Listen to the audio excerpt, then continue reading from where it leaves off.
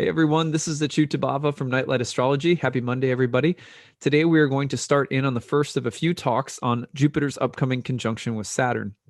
This is something that I've been looking forward to all year. I wrote an article about this conjunction that appeared in the magazine of Edgar Casey's ARE called Venture Inward. It came out I guess it came out maybe in September. So it's something that I haven't really taught on this year outside of this particular article that I did. But at any rate, I've been really excited to talk about it for a while. And that's what we're going to do. It's going to take a few videos. I think it'll take 2 or 3, possibly 3. Maybe I'll get it done in 2, but I want to break it up and make sure that it's manageable and not all just happening at once. So anyway, we have a lot to get through. And today we are going to talk about what a Jupiter-Saturn conjunction is. It's called a great conjunction. Why is it great? What is it? What is a little bit of the history of this astrological phenomenon? How is it interpreted? Why is it interpreted in the way that it is? And what makes this particular conjunction unique? Then in part 2, we'll be breaking down more of the specifics of Saturn in Aquarius with Jupiter in Aquarius, and talking about the myth of the water pourer. We're going to be talking about Ganymede. We're going to be talking a bit about what it means that Jupiter is leaving its fall in Capricorn and going into Aquarius, where it will conjoin with Saturn in Saturn's sign. What is the difference between Capricorn and Saturn in terms of Saturn's 2 different signs? So there's a lot to get to. Now, before I do that, I want to remind everybody my Kickstarter is doing well. We're almost halfway to our goal. Right now we're at, let's see, about 323 backers, which is fantastic. We're off to a great start. We're trying to get to 691 backers, which will break last year's record. So if you are able to pitch in and support, please do. The link to my Kickstarter is in the comments section. This happens every year, the last 40 days of the calendar year. I raise money to support my work in the year ahead. If you enjoy this content, if you share it, you subscribe to it and like it regularly, please consider pitching in. This is a huge part of how I support myself and a small staff of people that help me year in and year out. So when you do that, you can also pick up some rewards. There is a mantra meditation video. There's an Astrology of 2021 video. That's an exclusive talk that I won't be doing anywhere else. Predicting with eclipses. There's a year ahead horoscope reading for each rising sign. There's a talk that I give on melancholy and the mystical Saturn and nodes of the moon workshop series. All of these are different gift rewards that I offer when you support my work in 2021. You can pick up a recording. They're almost half gone. A more personalized mini recording that I do. And probably the biggest perk that I offer is about all of my online classes. My year 1 Ancient Astrology for the Modern Mystic course, which starts again in June, and then next November. I run it 2 times per year. That course is 50% off the normal rate, $400 off even the early bird rate. So it's a really good deal if you want to take any of my classes online, year 1, year 2, horary. So anyway, ringing the bell every day during these last 40 days. If you can't afford to pitch in, just send up some prayers that this channel continue to be supported and that I continue to grow and make good content, and that it's helpful for people. So thank you, everybody. I really appreciate it. And let's dive in. So first of all, we're going to take a look at the timing of the conjunction and just a few things to keep in mind, which I'll try to repeat in every episode, but important to just go over this basic information. So Jupiter and Saturn are entering Aquarius in the next couple of weeks here in December of 2020, and Jupiter will conjoin with Saturn on December 21st. That is the winter solstice here in the Northern Hemisphere. And so that's the great conjunction. It's happening in an air sign. We're going to talk about what it means that it's happening in one type of sign versus another in a little bit. Now, Jupiter spends about 1 whole year per sign. Here's what's going to happen this year. We're going to take this forward just a little bit. You're going to see that Jupiter bumps into Pisces in May and stays in Pisces just a little bit before it retrogrades and goes back out in the summer, comes back into Aquarius. You can see that a little bump from May and you're going to see it basically into late July. So May to July, there's a little dip of Pisces, Jupiter into Pisces, and then it goes back into Aquarius. Jupiter in Aquarius is going to be there all the way up until it finally ingresses out about the end of December. So that's where you always get about a year of Jupiter in one sign, the 12-year cycle. Now, the conjunctions between Jupiter and Saturn happen every 20 years. We're going to be talking about that in a little bit and what makes that unique. But for Saturn, Saturn spends, upward dipping in and out of maybe a neighboring sign of 2.5 to 3 years, right? So when does Saturn leave Aquarius? It's going to be about March of 2023. So here you can see that Saturn is changing signs. Let's get it down to the day so you can see exactly when it happens. Happens about March 7th of 2023. So we've got Saturn in Aquarius starting this December all the way until 2023. Remember, Saturn's been in Capricorn since about December of 2017. And then, now it's changing over to Aquarius, which we got a little bit of a preview of in 2020. I'll go back to that in a second. But now it's going to stay in Aquarius until 2023. What's unique about 2023? Well, the Aquarian show does not end, because in 2023, we're going to see Pluto starting to change signs and move into Aquarius. So I'll just show you that right now, just so you can get a feeling of how much of an emphasis the planets are going to be giving to this sign of Aquarius in the years ahead. So there's Saturn moving signs in March of 2023. Well, literally, let's see, there it is. By the end of March, Pluto ingresses into Aquarius. You can see it right there. So we've got Jupiter, Saturn for the next couple of years, all the way till December of 2021 for Jupiter. And then we have Saturn until March of 2023. And then Pluto enters Aquarius in March of 2023. Now it's going to retrograde back out a little bit and bump back in, but you just to give you a sense of how much of a focus we're going to be seeing on this Aquarian energy in the years ahead. So we're going to do a really deep dive into Aquarius in part 2 of this series. Today, I want to focus a little bit on the Jupiter-Saturn cycle itself, what makes it unique, what it's based on, kind of what it's rooted in, and how they're generally interpreted. Okay, so it's fascinating, by the way, that, over the past year, we've been dealing with this triple conjunction of Saturn, Jupiter, Pluto, all in Capricorn. And Jupiter, of course, is in its fall, while Saturn is in its rulership. Jupiter's now entering Aquarius, where it will pick up dignity by virtue of just not being in its fall. But it's still in Saturn's sign. So one of the things we really need to parse out in this series is, what is the difference between Capricorn and Aquarius in terms of how they're read? All right, so I had to take a quick pause there. So what we want to do today, again, is we're just going to, now that I've kind of given you the backdrop of the timing of Jupiter and Saturn's entrance, how long Jupiter and Saturn last, the fact that Pluto is going to move into Aquarius eventually. It's really good background information to have, just so that we all understand what a huge conjunction this really is. It's the beginning of a kind of era, the beginning of a new era. Now, you don't feel that immediately. These are slower moving planets, so you're not going to necessarily feel it right away. Faster moving planets, they're often much more noticeable, right in the moment that they happen, but they don't always last very long. But planets that take a longer time to move through the zodiac, their effects are more process oriented. You don't always feel them right away. What to speak of Saturn and Jupiter conjunction that you don't always feel right away, because it's somehow era or epoch defining. So you can almost understand them better in hindsight in some ways than you can, in the first months, or even sometimes the first year of a transit that is really planting a seed for decades to come. All right, so I have like books everywhere. I've got everything. So let's go ahead and try to talk a little bit about a Jupiter and Saturn conjunction in general.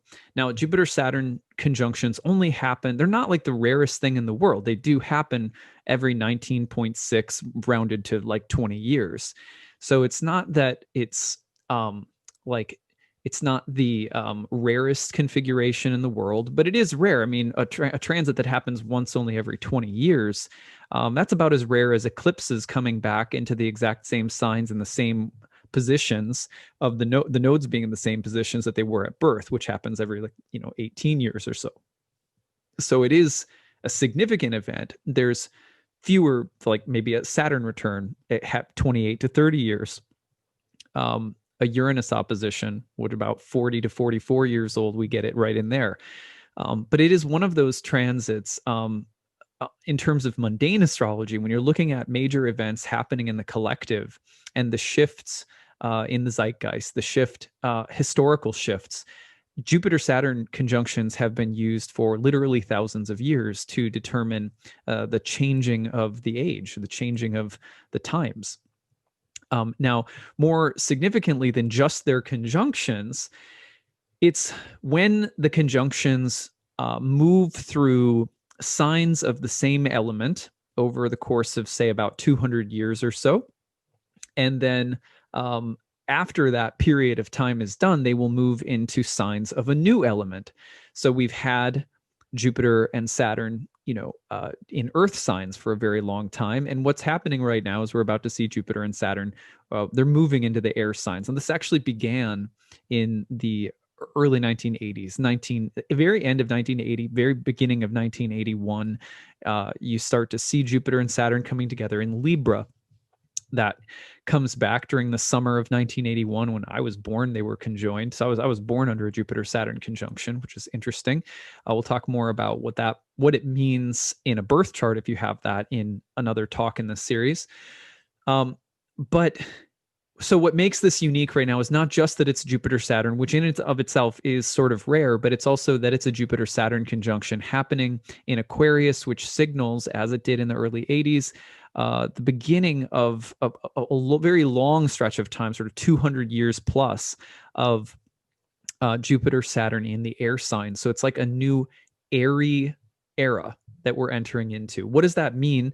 And how can we interpret that? Well, we already have some evidence to go on based on what's been happening since the early 1980s and what happened right around the conjunction of Jupiter and Saturn in Libra. So we'll talk about that in a minute too. This is one of the oldest cycles tracked by mundane astrologers. What is mundane astrology? It's the use of astrology to track the cycles of history and the eras of contraction and expansion historically, the rise and fall of different, nations and rulers, and in the ancient world, maybe things like agriculture and warfare, dynasties and ruling class families and so forth. So it has this kind of old association with, you think about, ancient rulers, they had astrologers who they would turn to for counsel. Like the pharaohs had courts of sages and mystics and magicians, basically. And astrologers have played that role to sort of the kings and rulers for a long time. We don't today. I mean, Reagan, interestingly, had an astrologer, but who, by the way, was elected when Jupiter and Saturn were conjoining. But it's still really a really nice indicator of very significant turning points. And so the element is a lot of what we have to go on, and we're going to talk about that a lot today. But this dates back to the late Hellenistic medieval era of astrology.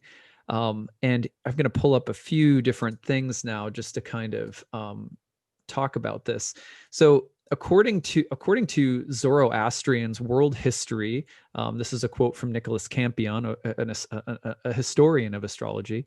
World history was driven forward by a dialectical process characterized by 12 phases of 1,000 years each. At some point, it was noticed that the conjunctions between the two slow-moving planets, Jupiter and Saturn, which take place every 20 years, progress through the signs of the zodiac in an orderly sequence that repeats itself after 960 years. Now, that 960-year marker was later adjusted a little bit, but in other words, here you had a cycle that fit very nicely with the Zoroastrian cosmology and the cycle of 1,000 years. So we see that these great conjunctions in the signs of the same element go through all of the signs of the same element in these let's see, they go through all of the signs of the zodiac roughly in a similar time period, that these 1,000-year increments were roughly similar to the 1,000-year increments that the Zoroastrians were placing such significance on. So now, so that's just a little bit of background. It's important to just to understand where this is all kind of coming from.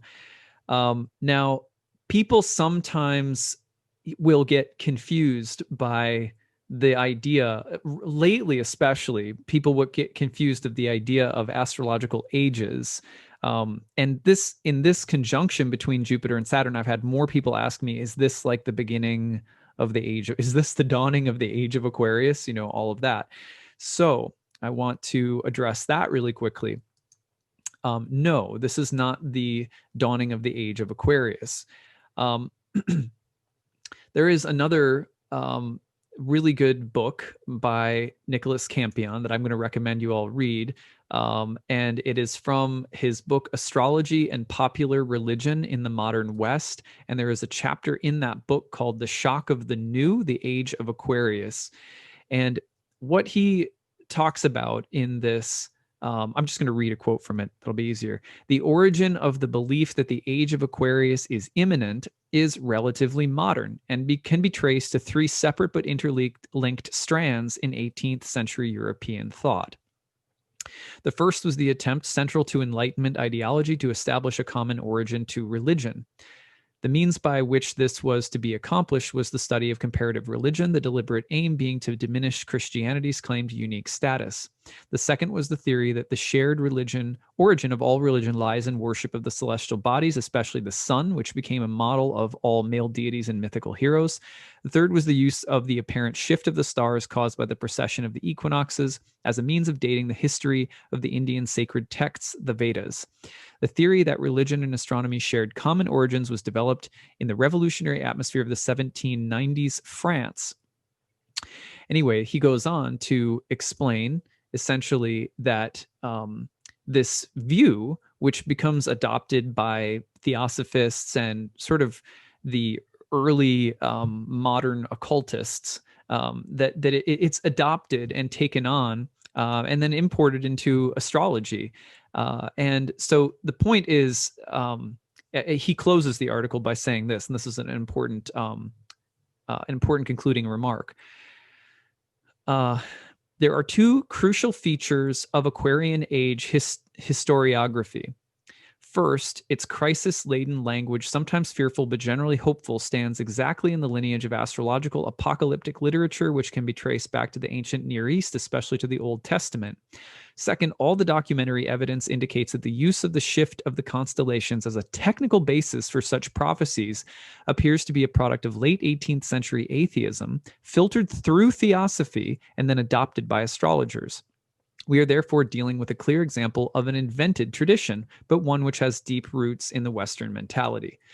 So whether you believe in the age of Aquarius or not, I'm not here to tell you that you shouldn't, but I am here to make it clear that this is a relatively new phenomenon. It's as Campion says, it's a newly invented tradition. And the particular idea behind the age of Aquarius that you'll often hear people talking about is this idea that it's a hopeful new age that comes oftentimes as a result to having to deal with and evolve through impending, global crises. I'm not saying that there aren't impending global crises that we'll not have to evolve through. But if you look back at the history of astrology, this idea that the impending the dark moment that we're living through, where we may have to evolve through on any number of different levels, economic, political, environmental, etc., that the association between these things and the precession of the equinoxes moving towards Aquarius is very, very new.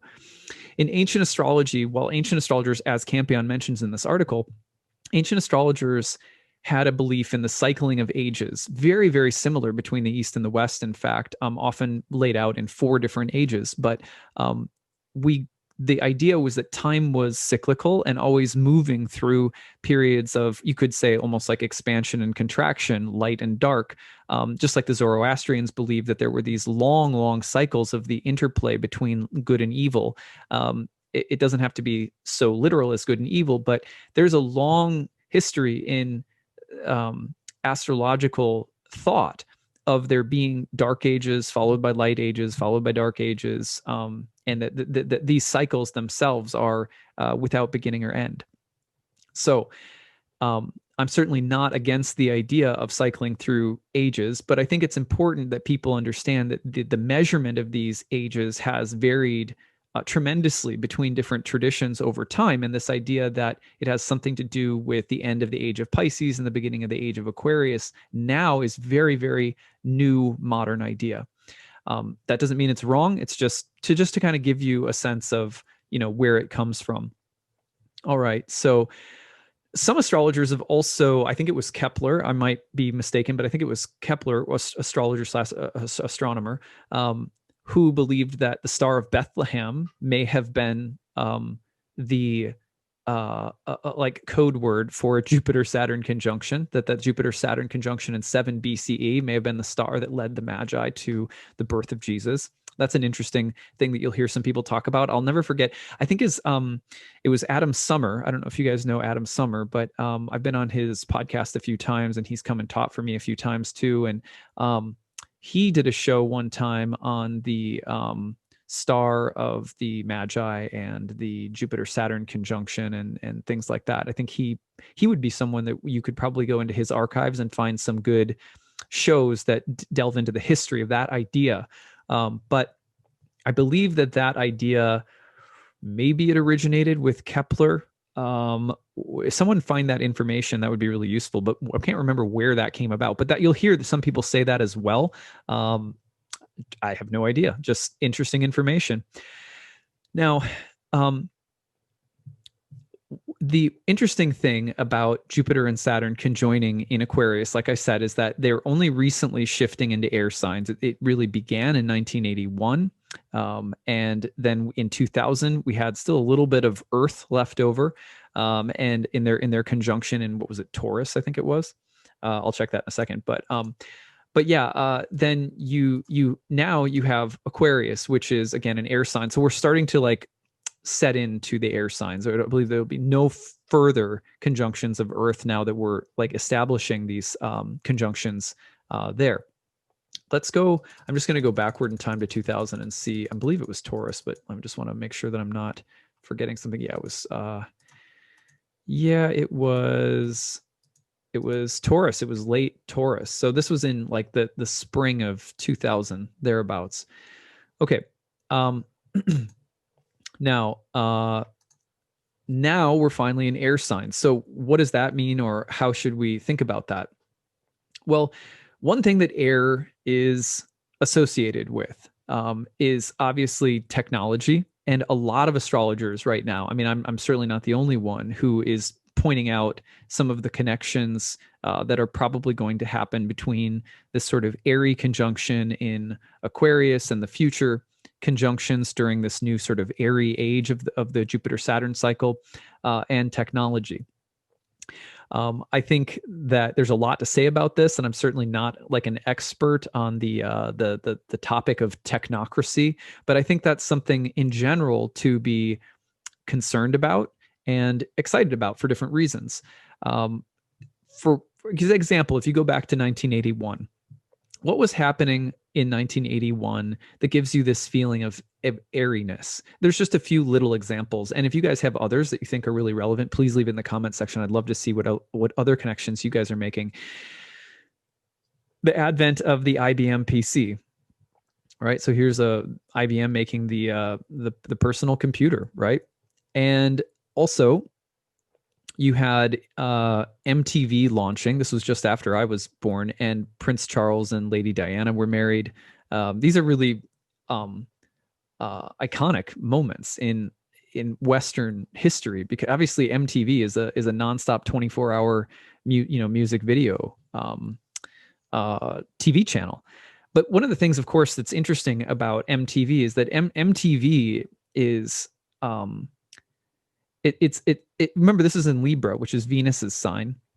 So the idea of well, you have a royal wedding in the background. There's an exalted Saturn, this traditional, this like traditional royal family, and the Jupiter Saturn conjunction in Venus's sign. You have this kind of royal marriage theme. But what I find interesting is that, of course, Lady Diana, it doesn't exactly fit the mold.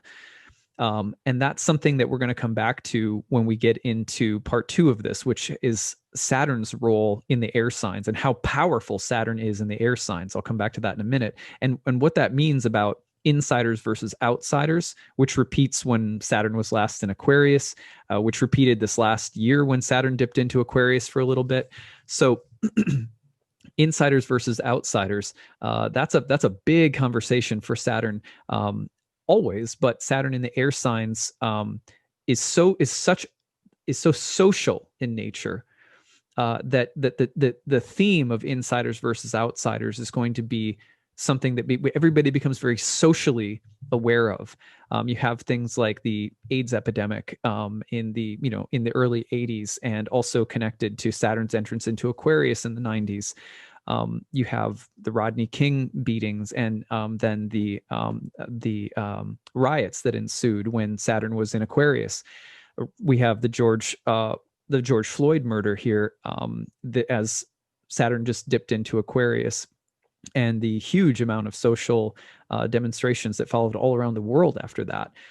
So those are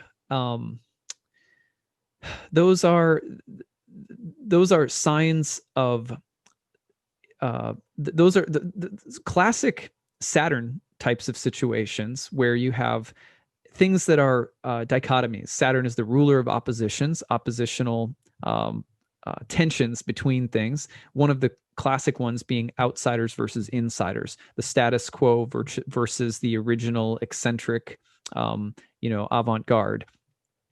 That tension is held by Saturn. When you put it in air signs, it's as though it becomes the hot topic for the social climate in general.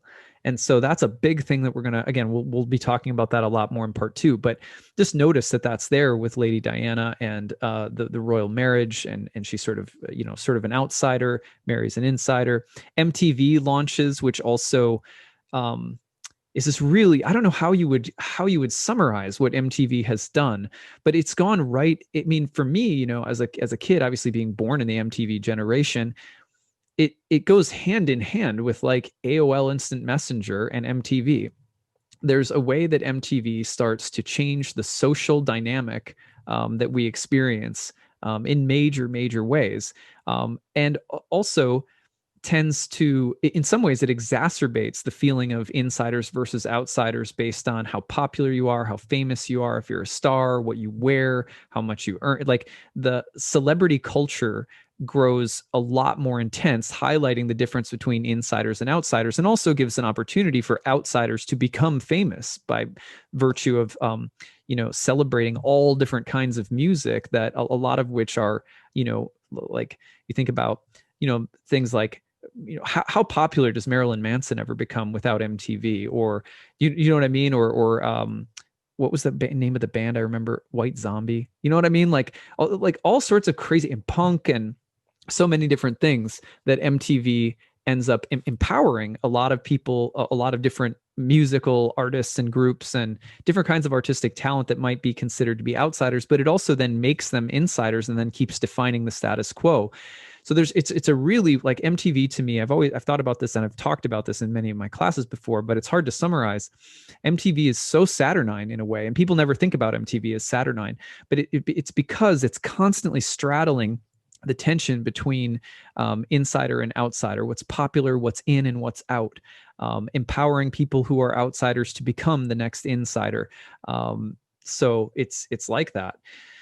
All right. So, I mean, it's the only place where you could like watch a Bjork video followed by like some really dopey looking spring break video where everyone's, half naked on a beach slamming beer or something. Do you know what I mean? Like, so it's like a weird combination.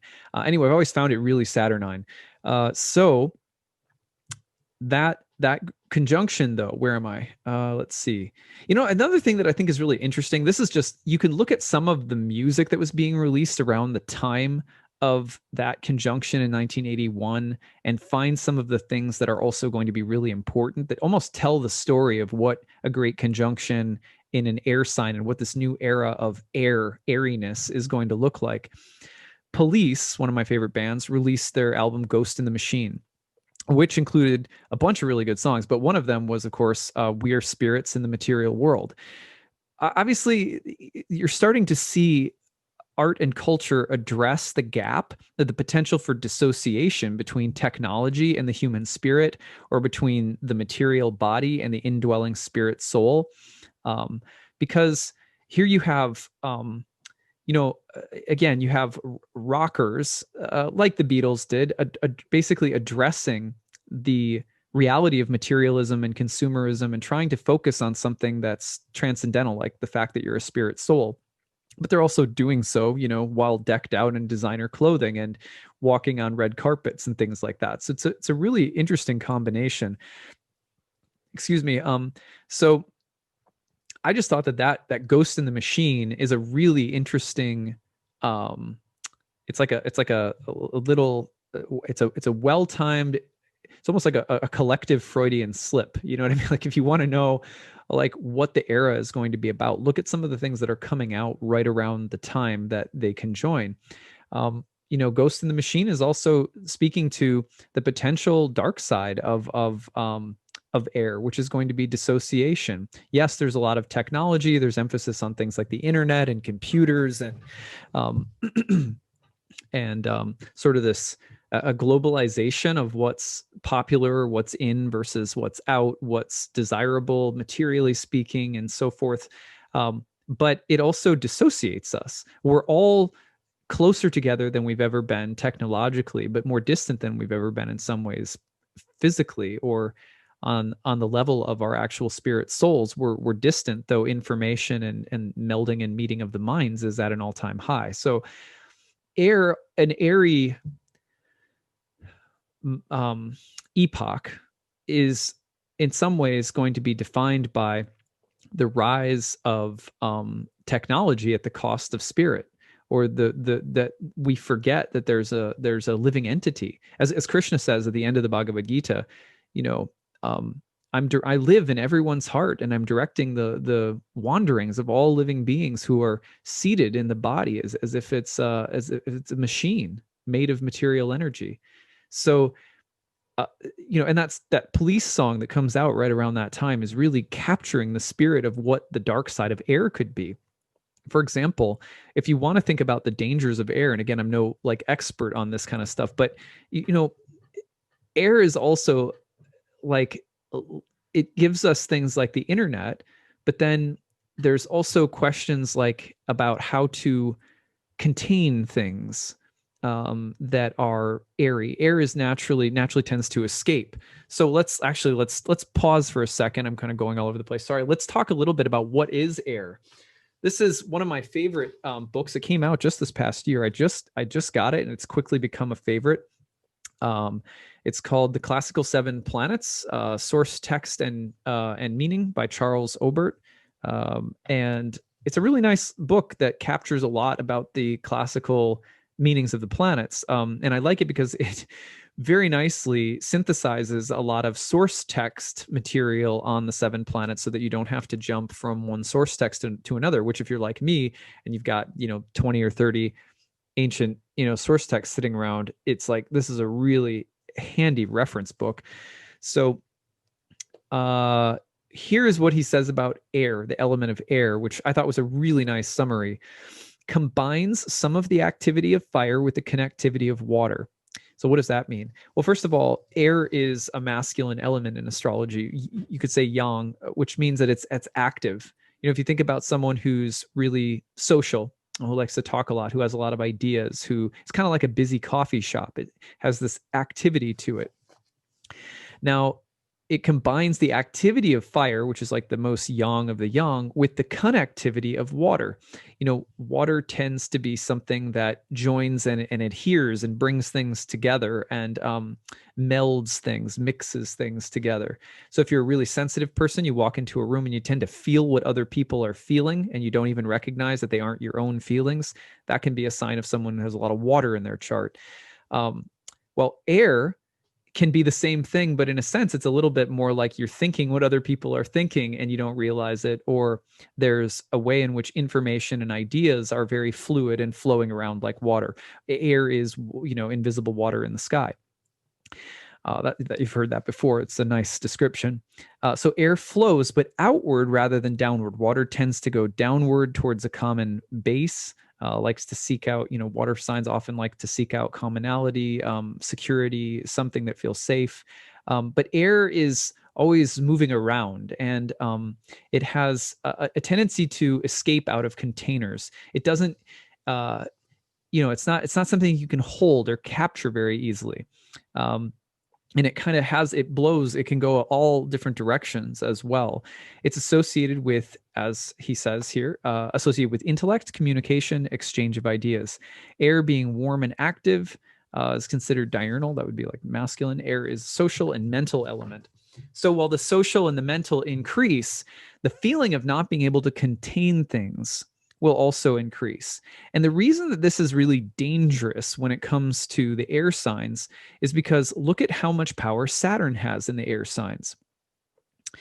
For example, Libra, where we had the first conjunction of Saturn and Jupiter in 1980-81, that conjunction is in the exaltation of Saturn.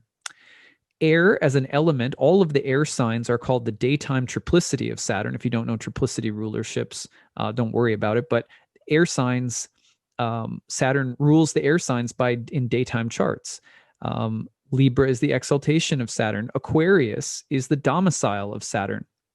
So in air signs in particular, Jupiter is much more the guest than he is the host, which is to say that Jupiter is going to be deferring to, or like if I'm a guest at your house, I defer to what you have to give me for dinner. Jupiter in Libra was a guest of Saturn. So you think of Lady Diana and you think of, exalted Saturn. It's sort of like she's the guest and Saturn's the host. The traditional monarchy is the host. You think about the early 1980s, think about Ronald Reagan taking office, an exalted Saturnine figure, right? And I'm not saying by exalted Saturnine figure, I don't mean anything good or bad by that. I mean, that's just what he represented, this kind of elevated actor, polished, suave, conservative Republican figure. And he's sort of known for that.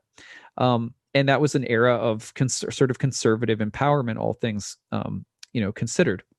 It's not all it was, but politically, at least here in the United States, that was a big deal. Now, if you think about Jupiter and Saturn in Aquarius right now, Jupiter is out of its fall in Capricorn, which is nice, but house guest of Saturn. So Saturn is the one again with all the mojo. Now, it's very different Aquarius than Libra. So we're gonna again be talking about those differences in depth. But for now, what you need to know is that in these air signs, Saturn has a lot of power. Now, why would Saturn have power in air signs? That's something that we need. That's something that we need to address. Saturn's association with air is multifaceted. First of all, it represents the contrast between the boundaries and the boundarylessness of air. Now, people would often think, like, why would Saturn be associated with air? Saturn feels so earthy and dry and concrete and structured or solid or something like that. But actually, Saturn throughout history, another great book that you should check out sometime is Saturn and Melancholy. Saturn has long been associated with the life of contemplatives, of mystics, of scholars, of solitary thinking or solitary thinkers. If you've ever seen the Thinker, I think it's Rodin, right? Kind of a Saturnine figure. And melancholy has been associated with Saturn. Melancholy is common in the life of, artists and monks and madmen. You know what I mean? It's Saturn is a planet that can represent the contemplative and deeply intellectual life. And so it absolutely has, Saturn has always had a relationship with air, but also Saturn and melancholy with madness. And air signs are not just, it's not just a fun bohemian coffee shop.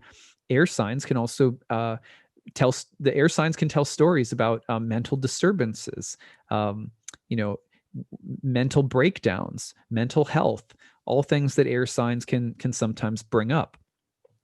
So the contrast that Saturn is always the ruler of oppositions. As the ruler of oppositions, he's always involved in these hard dichotomies between things, the boundaryless versus the boundary. People always think Saturn is the boundary. No.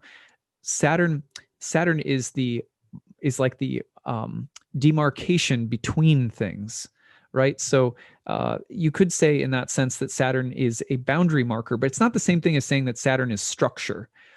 So where there is this straddling of two different worlds, Saturn is there somehow representing the polarity and the tension between them. So social convention in an air sign like Libra, right? You have Saturn exalted in Libra tends to represent the exaltation of different forms of social convention, like wealth and the monarchy, and sort of it can be kind of oligarchical and things like that. Saturn in Aquarius a little bit different, but Saturn in Aquarius often brings up the issue between insiders and outsiders, or the past versus the future. Same thing, will straddle boundaries between things. So when you're thinking about social conventions and even laws that define or restrict or social interaction in the world, you're often thinking about air signs, especially Aquarius and Libra, two signs where Saturn has a lot of power.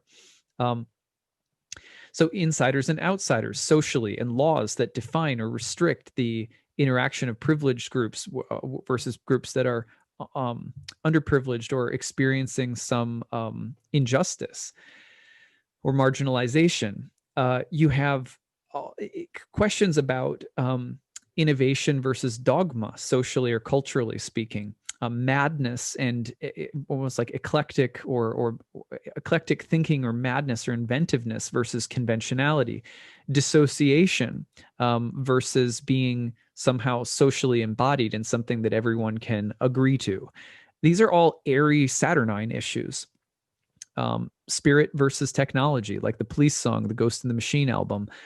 You have this idea of like intelligence, but also the question between intelligence as something artificial or as something embodied.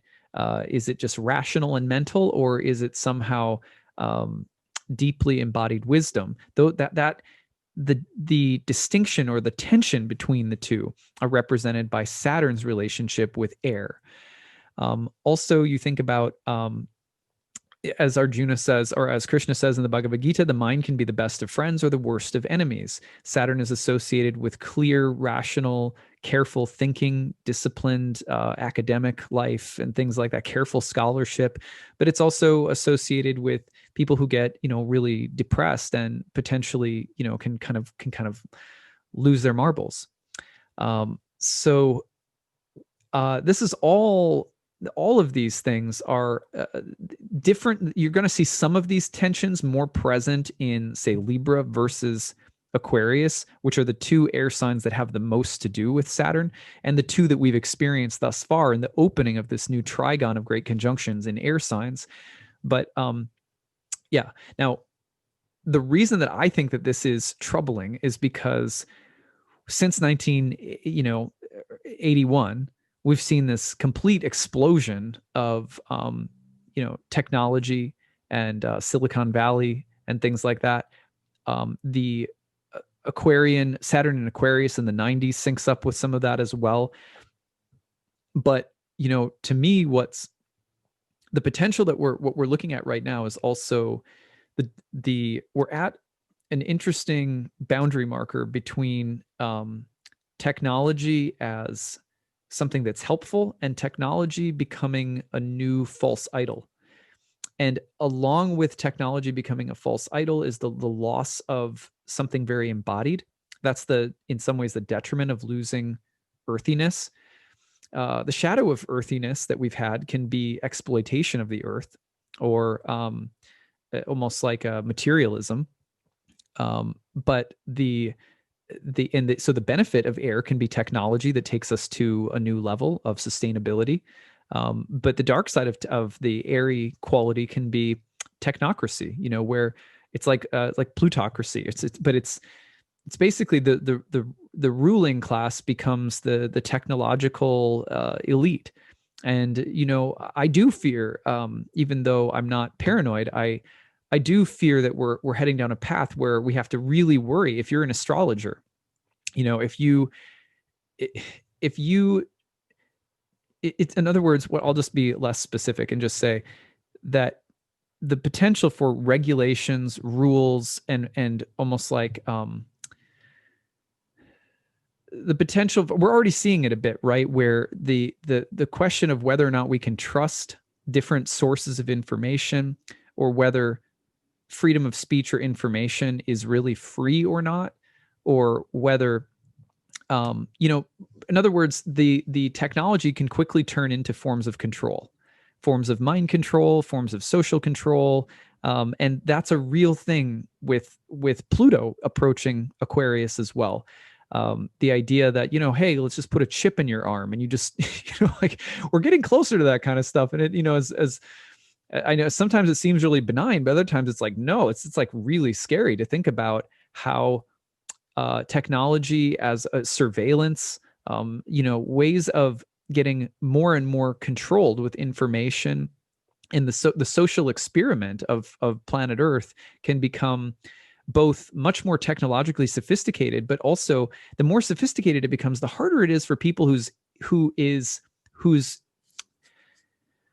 the more, how can I say, the more sophisticated it gets, the more that for those who seek to have control, the more tempting it's going to be to use technology also as a means of controlling information, ideas, etc. So it's just a really interesting moment. We're entering into a time where some medical technology and the things that we can do for sustainability of the earth, and things that are maybe really truly good are on their way in. But also, air can't be contained. So the more information that's out there, the more you run into problems. Some information is really, really toxic and bad and just plain out false. And even, I would argue, going down the path of evil.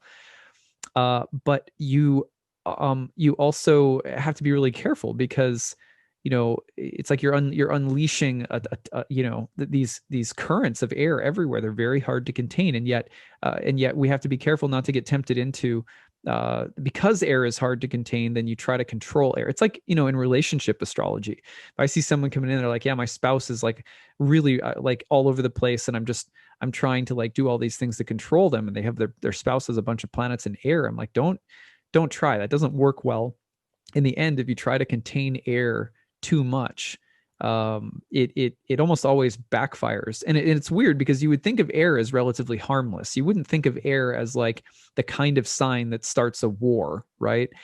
But the truth is that where there is air, there's always questions of freedom, accessibility, limitation or constraint of different kinds of information, or the question of containment versus openness. And as a social experiment, that's really tricky. And that's why there's legitimate reasons to be a little bit freaked out by what's happening, while also, excited. There's arguments you can make on either side. So sorry, I'm having a little bit of trouble, ironically, communicating today. It's funny. All right. So let's see what else is on my list here. Innovation versus dogma. Yeah, I got all of that.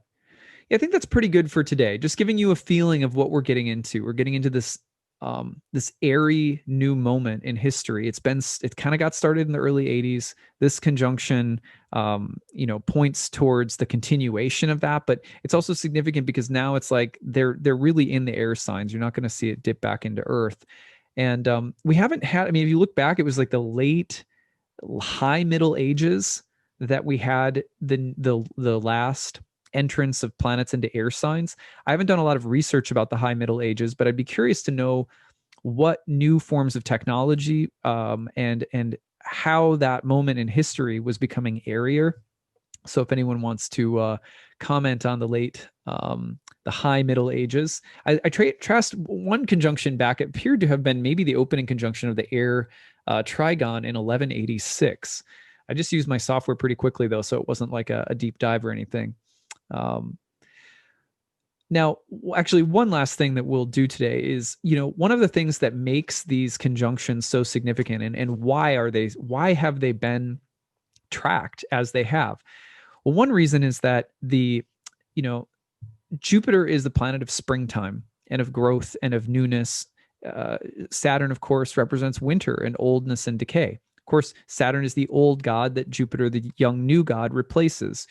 So there's always this kind of quintessential, contractive, conservative, traditional energy versus this kind of new, youthful, spring-like, forward-thinking energy. That's one way of looking at when they come together, they offer an interesting synthesis between the past and the future. Generational handing of the baton. They also tend to represent the changing of eras, politically speaking or collectively speaking, because you're looking at almost like this, this death of the old, birth of the new. But it's not always like the new doesn't necessarily. The new can be very Saturnine, especially when Saturn's empowered like it is in the air signs. So the early 80s is this new era, but it's kind of defined in a sense, at least politically here in the West, with like the Reagan administration, which is going to be more on the Saturn side of things. You're looking at, but it has this Jupiterian flair behind it.